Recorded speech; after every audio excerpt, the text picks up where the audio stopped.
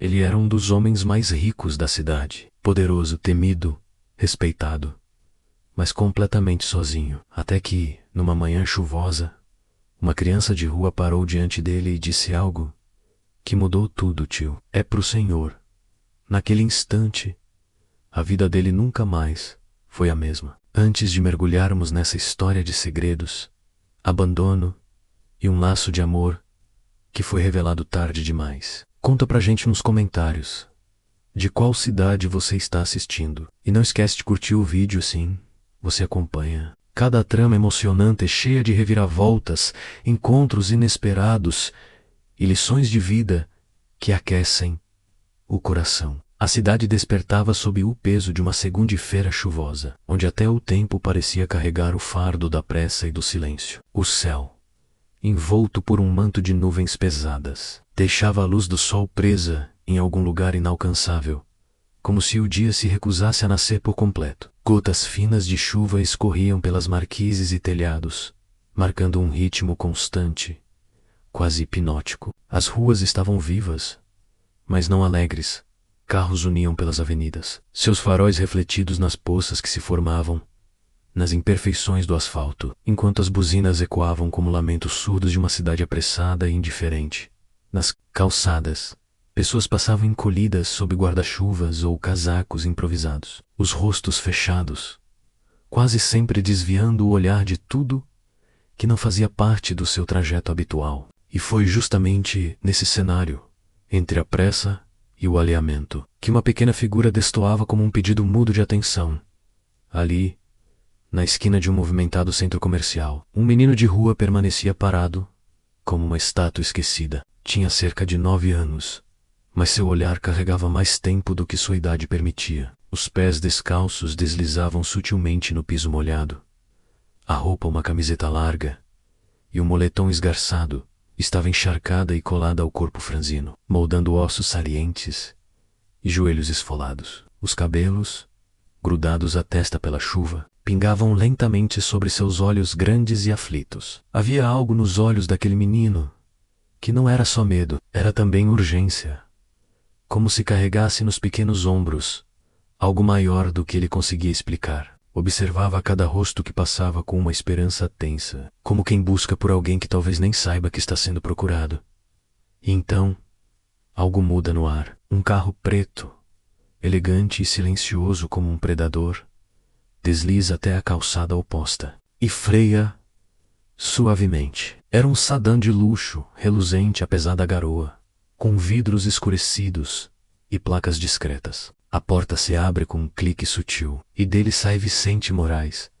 Vicente é o tipo de homem que transforma o ambiente com sua presença. Alto, com ombros largos e postura ereta, veste um terno de corte impecável, cinza escuro, que contrasta com o guarda-chuva preto que o motorista prontamente lhe estende. Seus sapatos brilham como espelhos, e cada passo ressoa firme contra o concreto molhado. O olhar é cortante, frio, treinado para calcular e dominar. Ele não caminha, ele avança, como quem tem o mundo sob controle. E naquele instante, o mundo parecia mesmo estar sob seus pés. Até que a voz do menino rompe a cena como uma agulha rasgando seda. Tio, é pro senhor. A voz não era alta, mas era carregada de algo impossível de ignorar. Tremor, súplica e medo. Vicente parou. Um passo antes da porta giratória de vidro espelhado. Sua sobrancelha arqueou levemente, incomodada, não pelo frio ou pela chuva, mas pelo atrevimento. Ele se virou lentamente, como quem está prestes a dispensar mais um pedinte, mais um incômodo, mas parou ao ver o envelope. O menino estava à sua frente, hesitante. As mãos pequenas, enrijecidas pelo frio, seguravam um envelope marrom, molhado nas bordas e um pouco rasgado nas pontas. Mas era um nome que saiu da boca dele que fez o tempo parar por um segundo. Da Dona Clara. Ela disse que o senhor ia entender. Vicente empalideceu. O nome bateu em sua memória como um sino, repentino, em uma catedral vazia. Clara, algo que estava soterrado há anos, cuidadosamente trancado atrás de muros internos, acabava de encontrar uma brecha. A mandíbula se contraiu. O olhar endureceu. O tempo não se movia mais ao redor. A chuva parecia suspensa. O menino congelado no espaço. E ele, completamente desarmado por dentro, sem dizer mais nada, Vicente arrancou o envelope das mãos do garoto. Foi um gesto rápido, quase violento, como quem tenta manter a compostura agorando-se a um protocolo. Virou-se sem olhar novamente para o menino e entrou no prédio, como uma sombra espessa que varre um corredor sem deixar rastros. Dentro do saguão, o luxo tomava o ambiente. Mármore branco, arranjos de orquídeas, recepcionistas discretas com ternos alinhados. Vicente caminhava em silêncio, mas seus passos agora eram menos seguros. O peso em suas mãos, parecendo maior que um simples pedaço de papel, no elevador. Os espelhos ao redor devolviam sua imagem de forma cruel. O homem frio, calculista, agora com os olhos fixos em um envelope molhado, como se aquilo fosse uma bomba prestes a explodir. Os números do painel subiam, mas ele não via. Só havia o nome. Clara, o que havia naquela carta. E por que, depois de tantos anos, aquele nome voltava a assombrá-lo? Pelas mãos de um menino de rua. O som metálico do elevador era abafado, quase imperceptível, como um coração batendo contido sob o peito de concreto do prédio. Tudo ali dentro parecia limpo, clínico, perfeitamente calculado. Espelhos impecáveis nas paredes, luzes de LED embutidas no teto com uma tonalidade fria, e o chão de mármore claro que refletia a figura imponente de Vicente Moraes, como uma sombra que não o deixava escapar. Mas naquele momento ele já não se sentia imponente. Sentia-se exposto. Vicente estava sozinho ali dentro, mas a presença da carta em suas mãos fazia parecer que havia mais alguém. Uma ausência que gritava, um fantasma familiar que voltava a visitá-lo sem aviso. O som mecânico da subida dos andares se perdia em sua mente, abafado pela sinfonia descompassada de seu próprio coração. Ele ainda não havia aberto o envelope, mas o peso dele parecia crescer a cada segundo. Não era papel o que ele segurava. Era um fardo, com um suspiro trêmulo.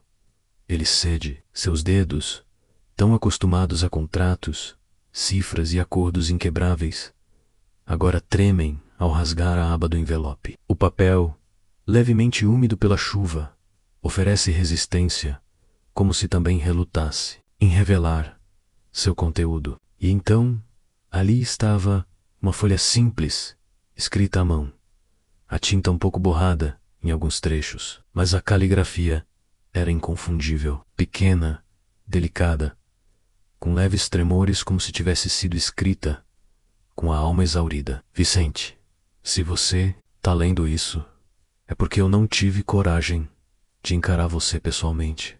Não vim pedir nada, não mais. O que tivemos foi real, mesmo que você tenha fingido que não. Mas existe algo que você precisa saber. E você não tem muito tempo. As palavras rasgaram o peito de Vicente como se fossem lâminas finas, cortando antigas camadas de negação e autoproteção. Ele se apoia contra a parede espelhada do elevador, o braço esquerdo estendido como se aquilo fosse a única coisa o impedindo de desabar. Seus olhos, sempre tão firmes e analíticos, agora oscilam entre incredulidade e dor. O reflexo no espelho mostra um homem com as pálpebras pesadas, os lábios entreabertos e a alma em conflito.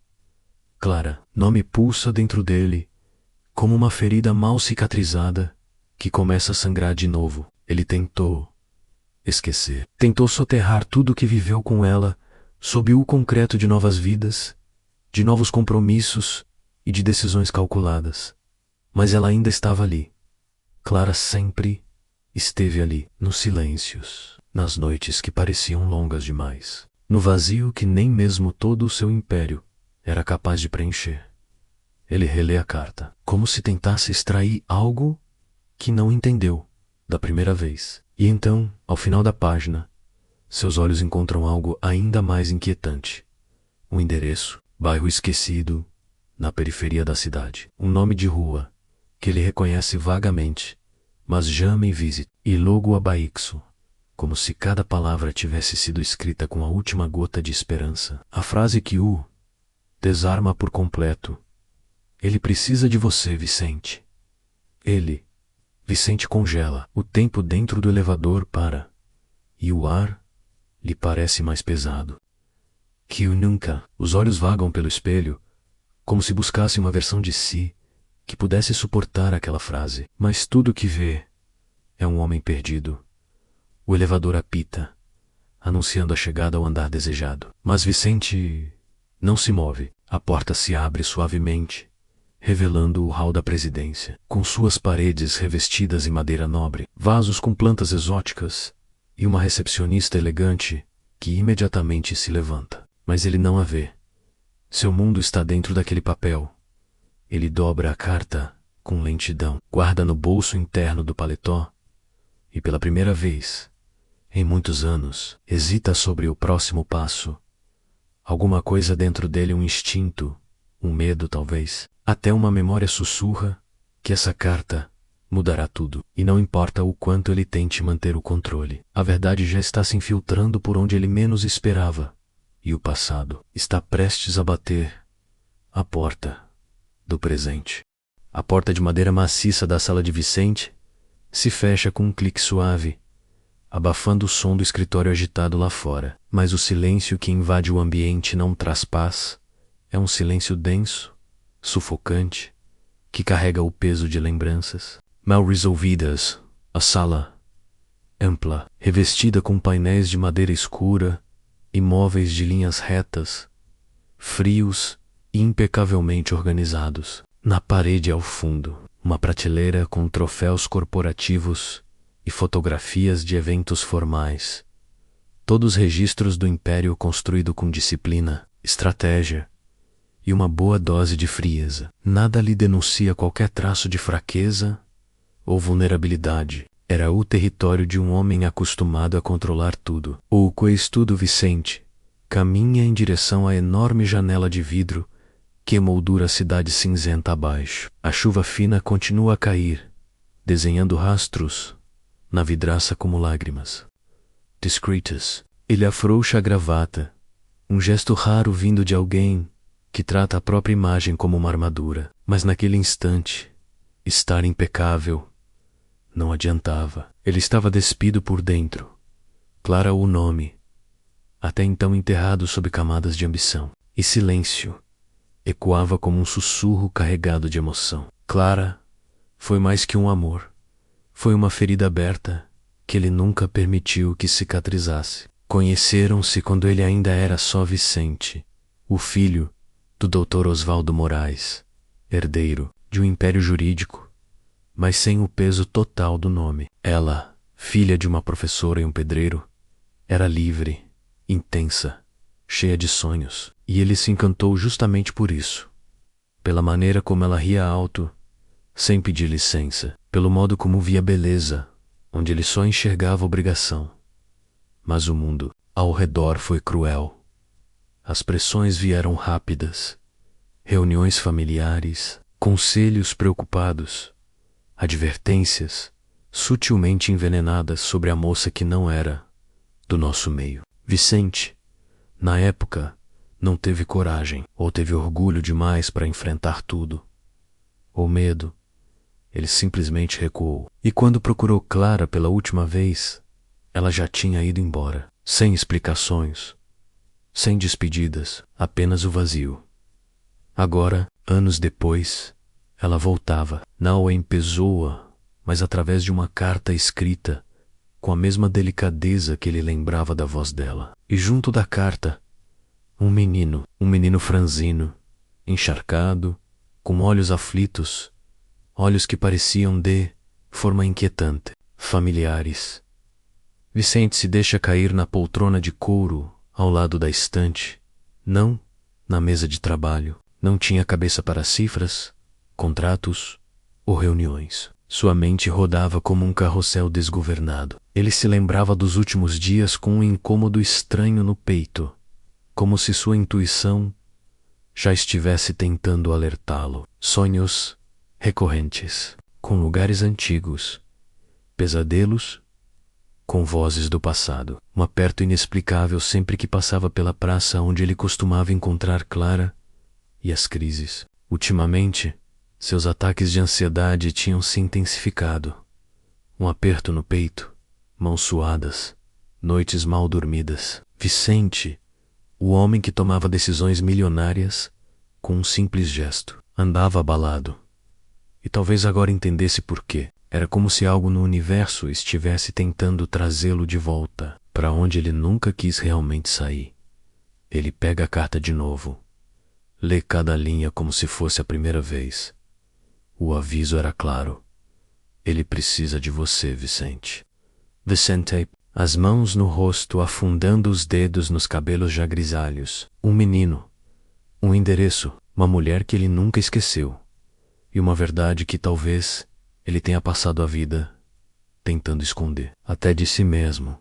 Vicente sentiu o peso da decisão atravessar sua mente como uma onda inesperada, mas definitiva. O endereço que lia na carta não era apenas um conjunto de ruas e números. Era uma porta que ele nunca pensou em abrir novamente. Ainda assim, algo dentro dele clamava por respostas. O homem austero e calculista se viu vulnerável, tomado por um impulso raro, o desejo de enfrentar seu passado. Por mais doloroso que fosse, o carro preto e lustroso deslizava pelas avenidas largas da cidade, onde o concreto frio refletia o céu encoberto, mas à medida que se afastava do centro, a paisagem urbana começava a se transformar. O asfalto, antes perfeito, dava lugar a ruas estreitas e esburacadas. Muros baixos de casas simples, algumas pintadas com cores desbotadas pelo tempo, outras apenas de cimento cru, ladeavam as calçadas onde crianças descalças corriam e riam, alheias ao peso do mundo dos adultos. Vicente sentia-se um estranho naquele cenário. Sua roupa impecável e o cheiro sutil do seu perfume caro destoavam da poeira que se levantava com o movimento das rodas do carro. Olhou pela janela e viu rostos curiosos se virando, sussurros baixinhos escapando de bocas miúdas. O que aquelas pessoas, acostumadas à dureza da vida, pensariam daquele homem elegante que parecia tão deslocado em sua própria cidade? Ao parar em frente a uma casa modesta, de paredes claras e janelas, com cortinas gastas, uma mulher de expressão dura, mas olhos gentis, aproximou-se, a pele marcada pelo sol, mãos calejadas. Ela o observou por um instante, antes de reconhecer o sobrenome dele. O senhor é Vicente Moraes, né? Disse com um misto de surpresa e cautela. Eu conhecia a dona Clara. Ela falava da senhora. De vez em quando. Vicente assentiu, apertando os dedos no volante, tentando segurar o nervosismo que começava a borbulhar em seu peito. Pode me levar até ela? Pediu, a voz mais suave do que imaginava.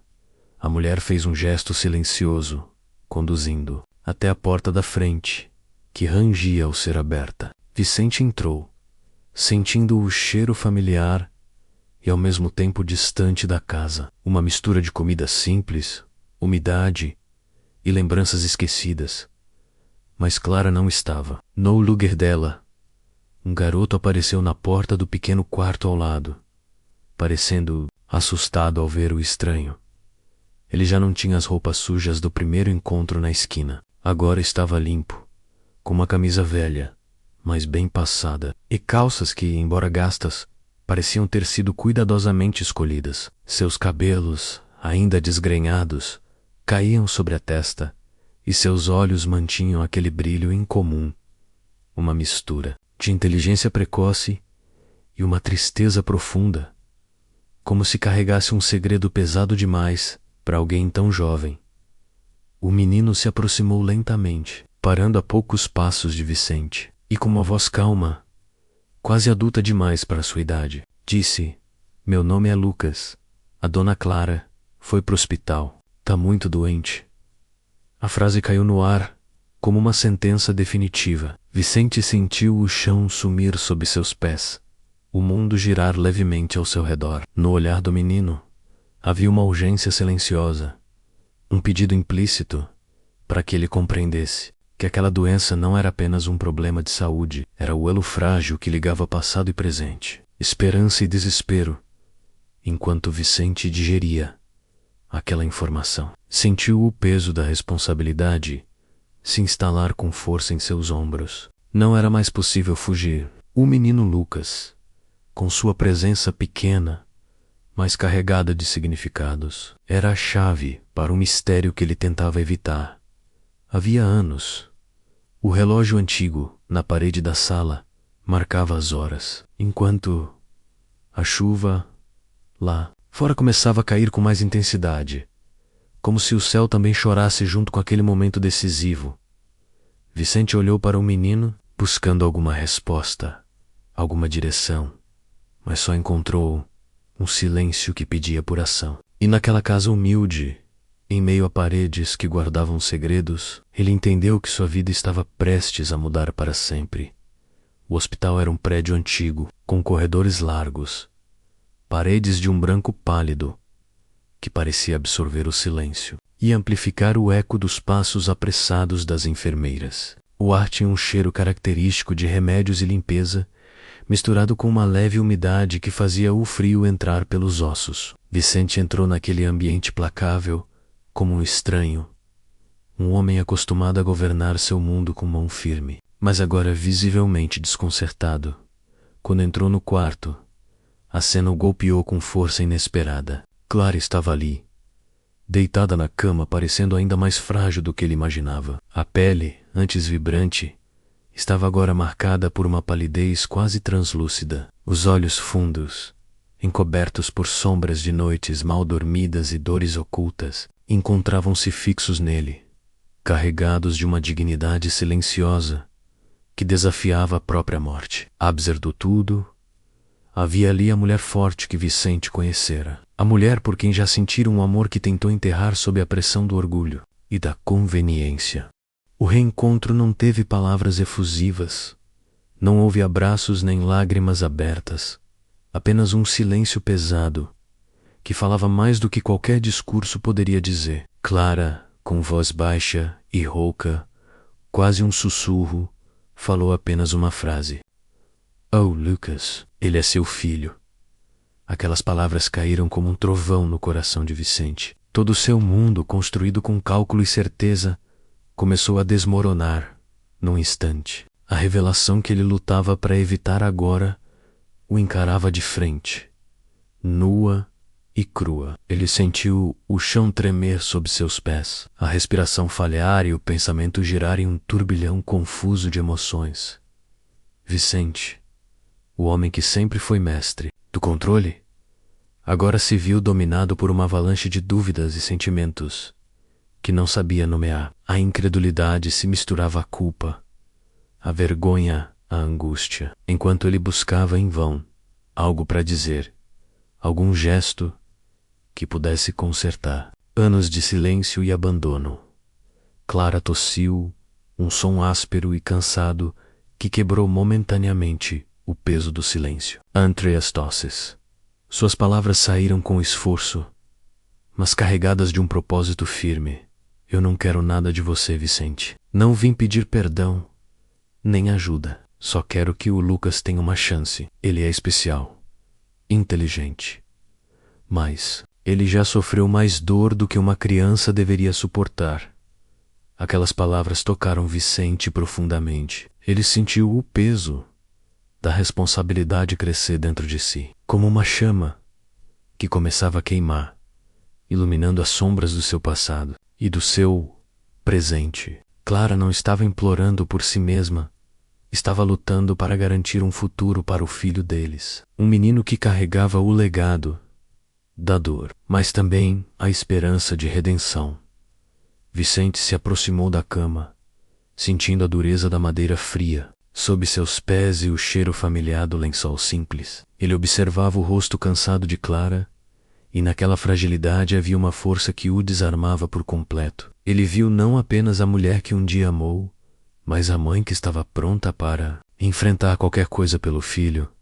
Aquele momento marcou uma virada irreversível. Vicente, que sempre fugira das emoções, agora teria que encarar sua própria humanidade, com todos os medos, arrependimentos e talvez uma chance tardia de justiça para o passado que ele havia tentado esconder, enquanto Clara fechava os olhos. Para um breve descanso, Vicente sentou-se ao lado da cama, respirando fundo, sabendo que a vida que ele conhecia estava prestes a mudar para sempre.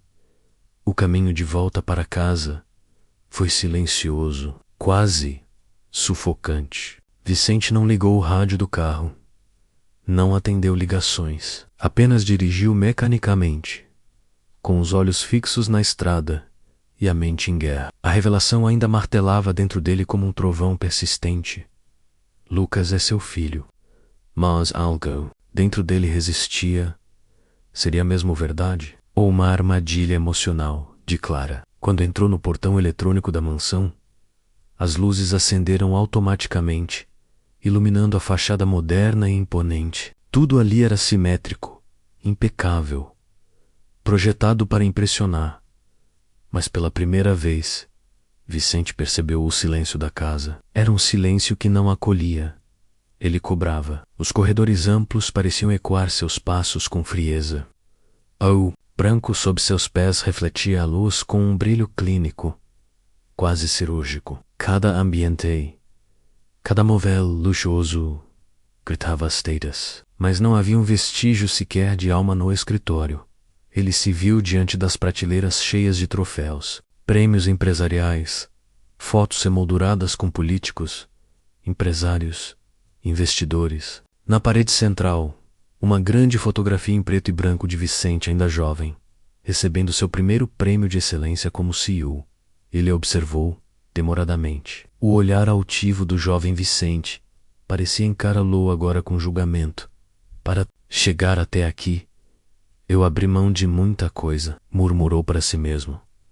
Mas agora, diante da possível verdade de que tinha um filho que nunca conheceu, um filho criado na pobreza, na ausência, talvez na dor, aquela conquista parecia envenenada. Algo dentro dele se partia lentamente, como uma rachadura que se espalha por uma estrutura antes inabalável, movido por um misto de orgulho ferido e necessidade de confirmação. Vicente mandou discretamente que um laboratório particular coletasse o DNA de Lucas, sem avisar Clara, sem envolver advogados, sem deixar rastros. Ele precisava de certeza antes de tomar qualquer decisão. Ou, como justificou a si mesmo, antes de cair em uma armadilha emocional. O resultado veio dias depois, entregue em um envelope discreto, selado com confidencialidade. Vicente o abriu, com as mãos trêmulas, e lá estava, inquestionável, compatibilidade genética de paternidade. Lucas era seu filho, de sangue, de carne, de silêncio. Vicente sentou-se pesadamente na poltrona de couro do escritório. Pela primeira vez, em muito tempo, sentiu-se pequeno dentro de sua própria casa. Sentiu que os muros altos não protegiam, mas o isolavam. Que os seguranças na portaria não guardavam nada além de uma imagem construída com disciplina e medo. Assumir Lucas significava muito mais do que acolher uma criança. Significava encarar sua própria covardia. Significava dizer ao mundo, e principalmente a si mesmo, que ele falhou com alguém que jamais deveria ter sido negligenciado. E havia o outro lado, o lado frio, calculista, que ainda sussurrava em sua mente como um conselheiro venenoso. E se a mídia souber? E se os acionistas questionarem? E se Clara usar isso contra ele e sua reputação? Sua fortuna, sua imagem pública construída com décadas de perfeição, sem escândalos? Vicente sabia, o mundo que habitava, sabia o quanto uma única falha pessoal podia ser explorada como fraqueza. Para a sociedade que o exaltava, ele era um símbolo de sucesso, um homem que não errava, que não amava em vão, que não deixava rastros. Mas agora, Havia um menino de olhos fundos, que tremia na chuva, com um envelope amassado nas mãos, e uma dignidade que nenhum dos seus executivos jamais teve. Um menino que ele jamais ensinou a andar de bicicleta, que não esteve nos seus aniversários, que não sabia o cheiro do seu perfume, nem o som do seu riso. Um menino que talvez tivesse herdado seu gênio ou seu silêncio. Naquela noite Vicente não dormiu. Caminhou pela casa escura, os olhos passando pelas paredes frias, como se buscasse sentido em cada detalhe, e pela primeira vez em anos, sentiu-se vulnerável, rico, poderoso, temido e completamente perdido. Naquela tarde, o céu parecia pesar sobre a cidade como uma cortina de chumbo. As nuvens carregadas se arrastavam lentas, escondendo o sol e mergulhando tudo em uma penumbra abafada. No bairro onde Clara vivia, o calor e a umidade criavam uma atmosfera sufocante. O cheiro de terra molhada, lixo velho e asfalto quente misturavam-se no ar, enquanto as crianças brincavam nas calçadas esburacadas, tentando arrancar algum riso da miséria cotidiana. Lucas, agora com uma camisa limpa, mas já um pouco surrada, voltava da mercearia com um pacote de arroz nos braços magros. Seus passos eram leves, mas os olhos permaneciam atentos, sempre analisando as esquinas, sempre pronto para correr. Ele já havia aprendido que parar sobre Weiver não bastava ter coragem, era preciso ter faro. E naquele instante, El sentiu que algo estava errado. A poucos metros dali, 3 garotos, mais velhos e maiores, cercavam uma menina sentada numa cadeira de rodas, presa na calçada, onde o cimento rachado formava uma armadilha. Els riem dela riam da sua voz trêmula, da sua imobilidade, da flor de plástico presa no cabelo. Diziam que ela era um estorvo, que ninguém queria carregar um peso morto. Um deles empurrou a cadeira bruscamente e a menina gritou, assustada. Foi quando Lucas largou o pacote no chão e correu até eles, sem pensar. Larga ela, gritou, a voz fina, mas cheia de firmeza. Os garotos riram. Um deles, o mais alto, avançou sobre Lucas sem aviso e o empurrou contra o muro. O impacto fez o cotovelo dele rachar na quina áspera da parede. Mesmo assim, Lucas se levantou. Não, era a primeira vez que apanhava, mas nunca havia apanhado por outra pessoa. Quando tudo acabou, os garotos fugiram com o som de um adulto se aproximando. A menina chorava em silêncio, e Lucas, com o rosto machucado e sangue escorrendo do lábio, apenas perguntou se ela estava bem. Ela acenou com a cabeça e apertou a mão dele, como se ele fosse um herói. Para ela, era. Mais tarde, Vicente receberia uma ligação de uma vizinha de Clara, que vira a cena de longe. Informada da identidade dele por Clara dias antes, decidiu procurá-lo. Relutante, Vicente foi até o bairro, novamente. Não por compaixão, era o que dizia a si mesmo. Só quero entender o que está acontecendo. Quando chegou à casa modesta, Lucas estava sentado na soleira da porta. Tinha um curativo improvisado no supercílio, feito com gaze e fita crepe. O joelho estava ralado. Ao ver Vicente se aproximar, não se levantou, apenas ergueu os olhos. Aqueles olhos grandes, cheios de perguntas que o mundo não respondia. Vicente parou diante dele. Por um instante, encarou um menino como quem encara um espelho de alma. E ali, naquele olhar, não viu piedade, nem cobrança, apenas uma dignidade silenciosa, algo que ele, em toda a sua grandeza, não sabia mais reconhecer em si mesmo. Lucas rompeu o silêncio. Por que o senhor tem medo de mim? A pergunta atravessou Vicente como uma flecha. Ele sentiu o rosto aquecer, o estômago contrair. Tentou dizer algo, qualquer coisa, mas as palavras simplesmente não vieram, porque, sim, ele tinha medo.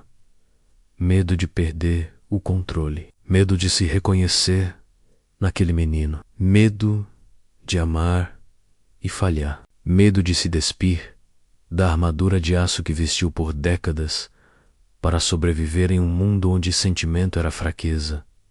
Mas como explicar isso a uma criança? Vicente desviou o olhar, apertou os lábios e, por fim, sentou-se ao lado dele na escada. O silêncio entre os dois foi o primeiro gesto de aproximação real. A ausência de respostas era, naquele momento, mais sincera do que qualquer justificativa. Naquele fim de tarde, morno e pesado, algo invisível começou a se romper dentro de Vicente. O orgulho, o medo, o distanciamento. E pela primeira vez, Lucas não era apenas o filho de uma história que ele tentou enterrar. Era um menino real, machucado, valente e cada vez mais impossível de ignorar. O vento soprava leve naquela manhã, trazendo o perfume de jasmins que cresciam tímidos no jardim. Do hospital, Vicente estava parado diante da janela do quarto de Clara, observando o movimento das árvores do outro lado da rua. O tempo parecia suspenso. Pela primeira vez em anos, ele estava ali, não por negócios, não por obrigações sociais, mas por escolha.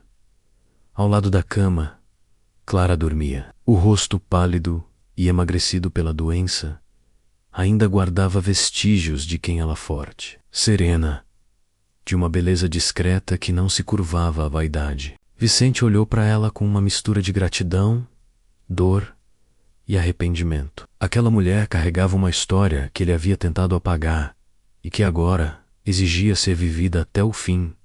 Na mesa ao lado do leito repousavam 2 copos de chá morno, uma fotografia antiga e um caderno de anotações. Desde que começou a visitá-la com frequência, Vicente e Clara haviam recuperado algo que o tempo não conseguiu destruir: a capacidade de conversar sem pressa. As conversas que antes haviam sido silenciadas pelo orgulho, pelo medo e pelo mundo, agora fluíam com delicadeza, mesmo em meio à fragilidade dela.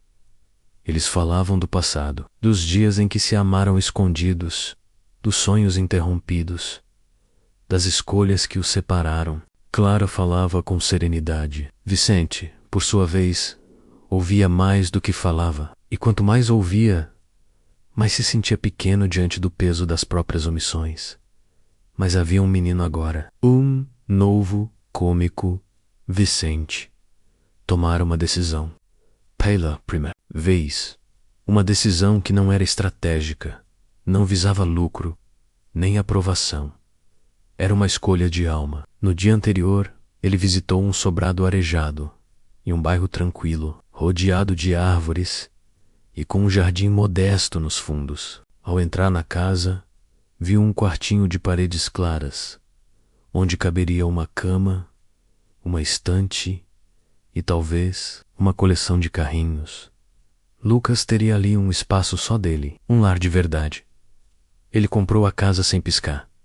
Lucas, ao visitar o novo lar, pela primeira vez, ficou parado na porta do quarto, em silêncio. Tocou a maçaneta devagar. Seus olhos se encheram de algo raro. Esperança. Ele não disse obrigado, não pulou de alegria. Mas Vicente entendeu tudo quando o menino deixou. Escaparam tímido. Aqui dá para escutar passarinho. E assim, a vida começou a mudar. Lucas foi matriculado em uma escola nova, com biblioteca grande e professores atenciosos. Vicente o acompanhou na entrevista. Sentou ao lado dele, como pai. Viu, quando a diretora olhou, com estranheza para aquele homem de terno impecável e o menino de olhos marcados pelo tempo. Mas ele sustentou o olhar. Sempre sem desculpas. Clara, mesmo entre sessões de quimioterapia e dores crescentes, melhorava com a presença deles. O riso de Lucas iluminava seu quarto, e às vezes Vicente trazia flores, livros, ou simplesmente ficava ali em silêncio segurando sua mão. Era tarde, talvez, mas não era em vão. Contudo, a paz é sempre frágil demais quando se trata de alguém como Vicente Moraes. Um homem cuja fortuna atrai tantos fantasmas quanto aplausos. Numa tarde abafada, ele voltava do hospital, quando encontrou, na sala de sua mansão, uma presença inesperada. Lorena, sua ex-esposa, elegante, maquiada com perfeição, vestida como quem vai a um desfile e não a uma visita familiar. Ela cruzava as pernas com indiferença enquanto tomava um gin tônica, como se ainda fosse dona daquele lugar. Então é verdade? Disse ela, com uma sobrancelha arqueada. Você tem um filho com uma mulherzinha de periferia. Vicente não respondeu de imediato. Sentou-se de frente para ela, os olhos frios como lâmina. Eu não te devo explicações, Lorena, mas deve ao seu. Não, ó osso lagado. Ela riu com desdém. Isso vai manchar tudo, o seu império. Vicente, os jornais vão adorar. Ele permaneceu em silêncio. Lorena sabia ser venenosa. Sempre soube. Estiveram casados por 7 anos, e ela sempre cuidou da imagem dele. Como quem molda uma escultura de porcelana, fria, perfeita, mas oca por dentro. Vim fazer um acordo, disse ela. Você me paga uma quantia considerável, e eu desapareço, sem escândalos, sem manchetes. Mas se me deixar sair de mãos vazias... Ela deixou a frase pairar no ar, como um perfume enjoativo. Vicente se levantou devagar, cruzou a sala com passos firmes e disse, sem alterar o tom de voz: o tempo em que você me controlava acabou, Lorena. Vá embora antes que eu mande os seguranças te retirarem. Ela riu, debochada. Vai mesmo jogar tudo fora, por causa de um menino de rua? Vicente Verocei, encarando-a. Não é só um menino, é meu filho. E pela primeira vez na vida, Lorena se calou. Não porque entendesse, mas porque veio, nos olhos dele, uma força que nunca conheceu. A de um homem que finalmente sabia quem queria ser. E naquele instante, Vicente teve certeza, algumas decisões, mesmo que tardias, transformam mais do que anos de poder e glória. Elas nos devolvem a nós mesmos.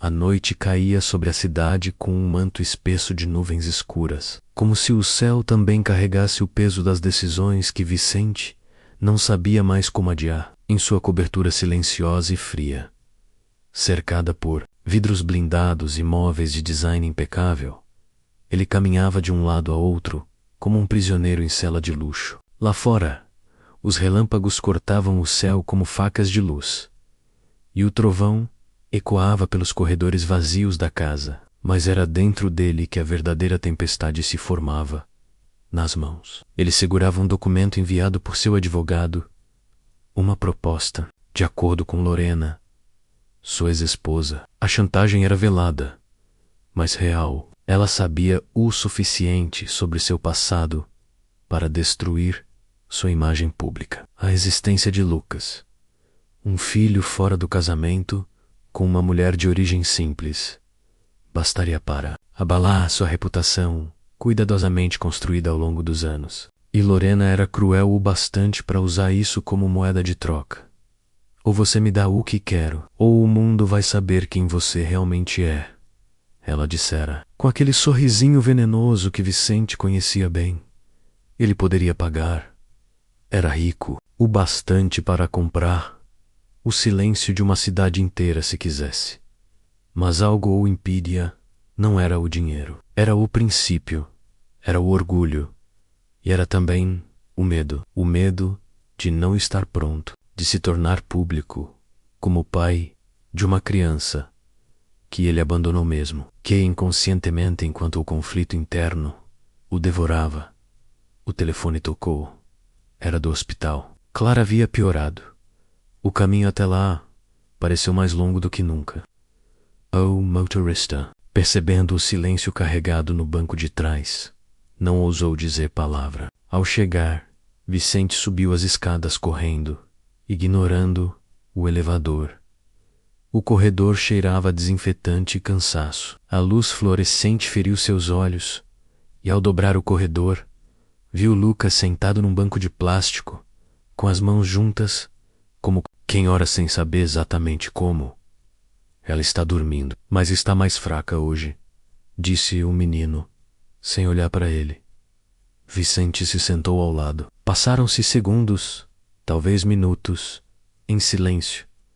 Então Lucas falou baixinho. Ela sempre me disse que eu era forte, que eu não precisava de muito. Mas às vezes eu só queria que alguém ficasse comigo, sem que eu tivesse que ser forte o tempo todo. A frase caiu como uma pedra no peito de Vicente. A garganta dele apertou. Quis dizer algo, mas as palavras não vinham. Como consolar alguém quando nem mesmo você sabe como se perdoar? Foi Lucas quem, mais uma vez, salvou o momento. O Senhor não precisa ser perfeito, só precisa ser. Meu pai Vicente virou o rosto devagar e pela primeira vez viu não apenas um menino, mas um espelho. Ali, diante dele, estava a criança que ele mesmo foi um dia, sozinho, perdido entre os salões frios da casa do pai, autoritário, tentando ser digno, tentando ser forte. Era isso. Era exatamente isso. Os olhos dele se encheram d'água. E Vicente Moraes, o homem que nunca se permitiu fraquejar, permitiu-se, enfim, chorar. E naquele choro contido, sem escândalo, mas cheio de dor acumulada, ele compreendeu.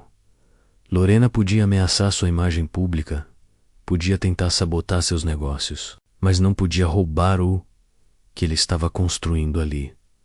Porque agora era diferente. Agora ele conhecia o valor real das coisas. Vicente Lavantus, com um propósito claro, foi até o telefone do corredor, ligou para seu advogado e, com voz firme, ordenou: esqueça o acordo com Lorena. Se ela quiser guerra, que seja. Mas não vou comprar o direito de ser pai. Isso ninguém pode me tirar. Depois voltou para o banco, sentou-se ao lado de Lucas e segurou sua mão pequena. O menino não disse nada, mas apertou de volta. E naquele gesto simples, selaram algo que papel nenhum poderia registrar. A chuva começou a cair do lado de fora. Lá dentro, o tempo parecia parar. Era como se, no meio do caos, uma nova história começasse a se escrever, não com promessas nem certezas, mas com presença.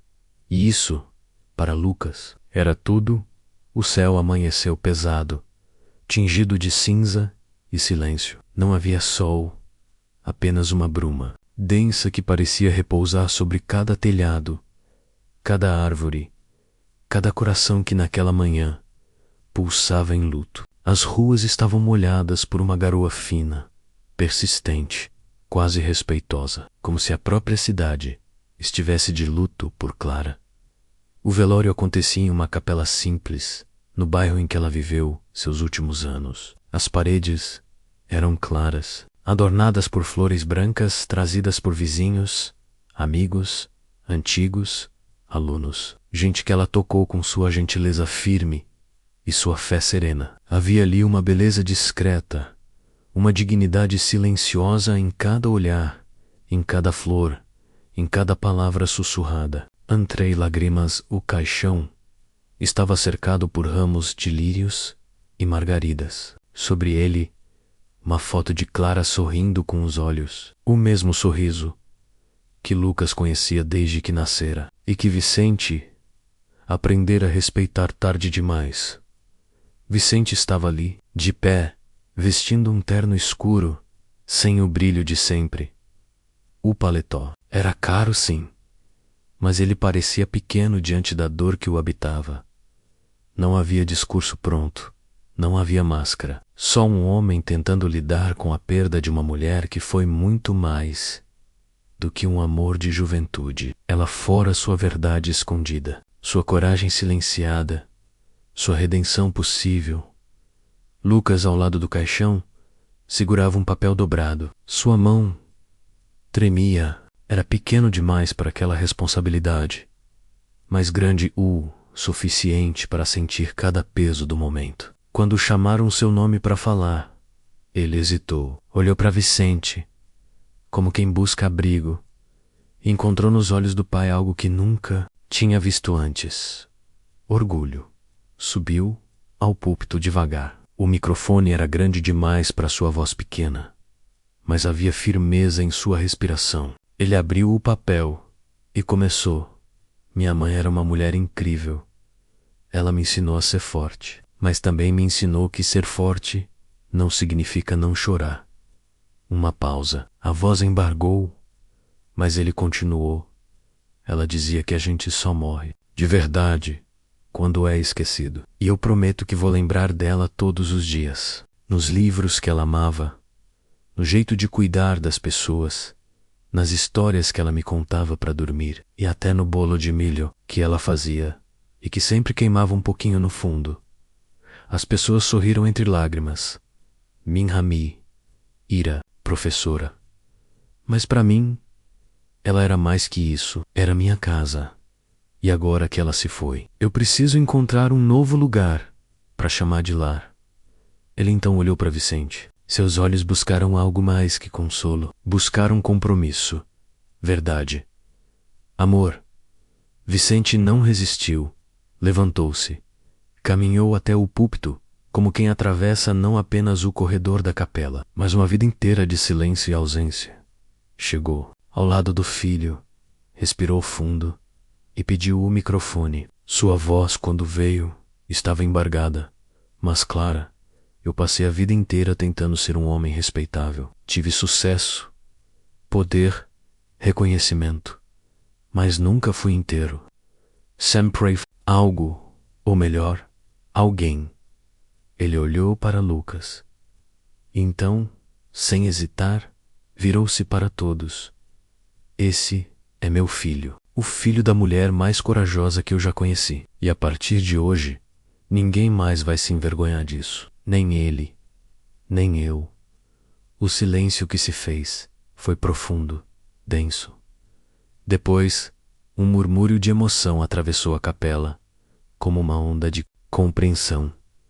Vicente então ajoelhou-se diante do caixão, encostou a mão sobre a madeira fria. Lágrimas desceram livres pelo seu rosto. Pela primeira vez na vida ele chorou diante de todos, não como um homem fraco, mas como um homem finalmente. Humano Clara partira. Sim, mas deixava um legado. Um menino forte demais para sua idade. Um homem que aprendeu, tarde, o valor de uma verdade assumida. E um amor que, mesmo no fim, ainda ensinava. As semanas após o funeral foram como um lento nascer do sol após uma noite. Vicente já não era mais o mesmo homem que caminhava entre vidros espelhados e cifras sem alma. O mundo, antes dividido entre lucros e perdas, agora tinha novas medidas. O sorriso de Lucas, a lembrança de Clara e o desejo ardente de não repetir os erros do passado. No escritório, as paredes frias e os quadros de reconhecimento empresarial começaram a parecer deslocados. Vicente retirou um a um. Em seu lugar, pendurou desenhos feitos por crianças de uma ONG local, retratos tortos, mas cheios de vida. Seus sócios estranharam. A imprensa especulou, mas Vicente não se importava. Pela primeira vez, fazia algo que o conectava à essência do que ele poderia ter sido. Se não tivesse escondido tanto de si mesmo, a transformação não foi teatral, foi visceral, silenciosa, mas profunda. Foi Lucas quem deu nome à mudança, pai. E se a gente ajudasse outras crianças como eu? Vicente o olhou, surpreso. Ainda se emocionava ao ouvir Lucas chamá-lo assim. Pai. Cada vez que a palavra escapava dos lábios do menino, era como um tijolo reconstruindo lentamente um coração, outrora blindado. Como você gostaria de ajudar, filho? Com livros, brinquedos, comida também. Mas acho que o que elas mais precisam é de alguém que acredite nelas. Foi ali, naquele momento simples e brutalmente verdadeiro, que nasceu a Fundação Clara Luz. A sede da instituição era modesta no início, uma casa reformada na mesma comunidade onde Clara vivera. As salas foram pintadas com cores vivas, os móveis doados por amigos e empresários tocados pela causa. Vicente usou sua influência para abrir portas, mas o que realmente mobilizou doações foi a história por trás. Um magnata que reencontrara o sentido da vida através do amor esquecido de uma mulher e de um filho desconhecido. Ele batizou cada sala com nomes que Clara amava: Sala Esperança, Sala Poesia, Sala Sementes. Em uma delas, mandou pintar um mural com o rosto de Clara, sorrindo entre crianças de todas as cores, com a frase: quem planta amor, colhe dignidade. Mas a mudança mais profunda não estava nas paredes, estava em Vicente. Passou a frequentar as aulas ao lado de Lucas, acompanhar os deveres de casa, as apresentações escolares, as provas de ciências e os desenhos de arte. Descobriu que o menino era brilhante, sim, mas mais do que isso, era sensível e resilient. Cada gesto de Lucas carregava a marca de Clara, e Vicente se descobria um pouco mais pai a cada dia que passava. Viajavam juntos, nada luxuoso, pousadas simples no interior, trilhas no mato, visitas a bibliotecas. E em cada viagem, Vicente deixava para trás mais um pouco do homem frio que havia sido. Certa vez, no alto de um mirante, Lucas segurou sua mão e disse: "Você já foi feliz antes, pai?" Vicente demorou a responder.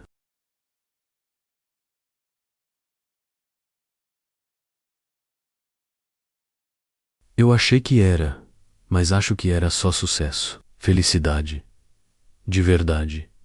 Eu só entendi quando te vi segurando aquela carta. Eles ficaram em silêncio. O vento soprava forte, mexendo os cabelos de Lucas e os pensamentos de Vicente. Olhei no instante. Não era mais um milionário com passado oculto e reputação a zelar. Era apenas um homem que amava seu filho e lamentava não ter chegado antes.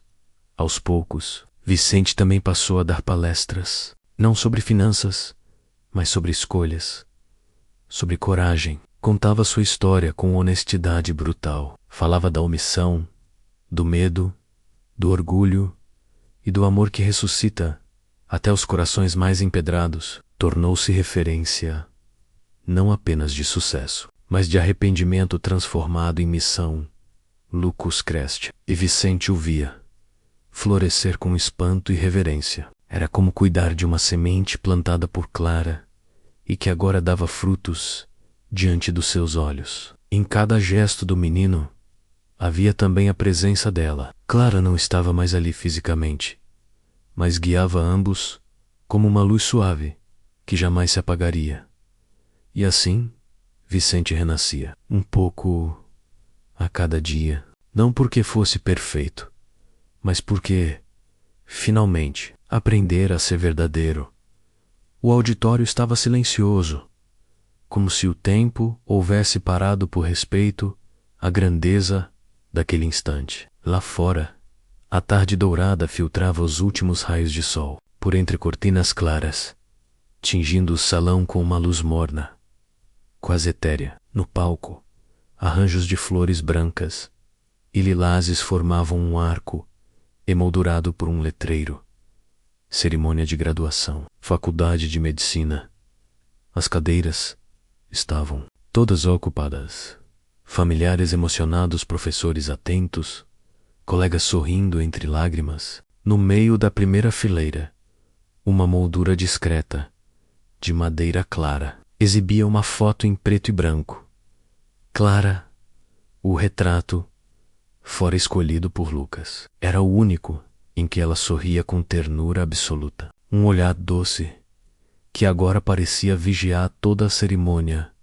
Vicente Morai, agora com os cabelos grisalhos e traços mais suaves, sentava-se ao lado do retrato. Vestia um terno telmarinho simples, sem ostentação. Nas mãos, um lenço de linho. Jair, seu rosto, antes marcado pela dureza do orgulho e do controle, Agora era uma aquarela viva de emoções. Orgulho, saudade, amor. O nome de Lucas ecoou pelo microfone. Lucas Almeida Moraes. Os aplausos foram instantâneos, calorosos. Vicente se levantou automaticamente, as palmas batendo com força, como se com elas pudesse afastar todas as sombras do passado. Seus olhos brilhavam com uma intensidade rara, carregando anos de silêncio, arrependimento e redenção.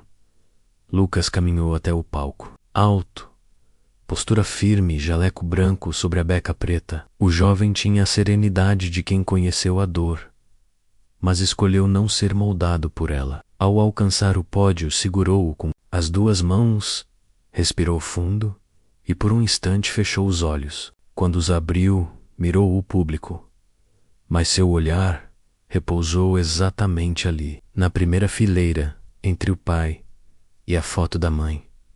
Boa noite a todos. Sua voz saiu firme, mas com um leve tremor que denunciava a emoção prestes a transbordar. Hoje eu poderia agradecer aos meus professores, aos meus colegas, à instituição. Mas antes de tudo, preciso agradecer a duas pessoas que fizeram esta conquista possível. Ele fez uma pausa. O auditório silenciou ainda mais.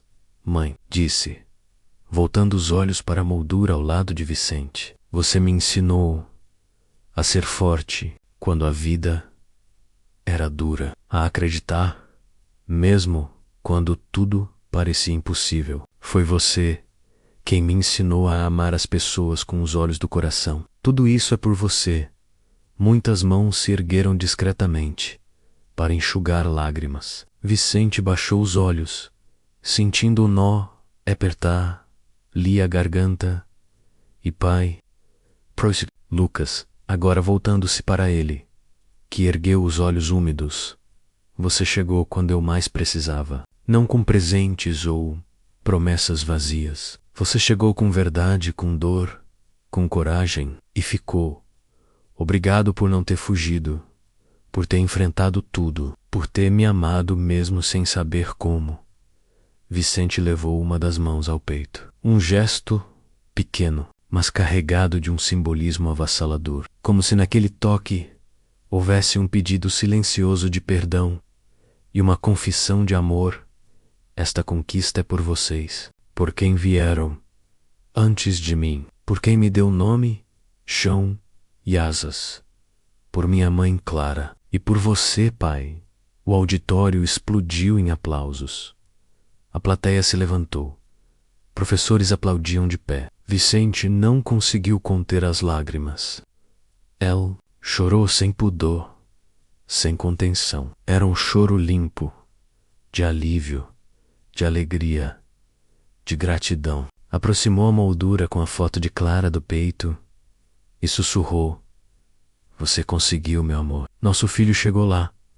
Naquele instante, tudo fazia sentido. O dinheiro, a fama, os negócios, nada mais importava. Vicente havia encontrado o que, por toda a vida, buchicara em contratos e conquistas.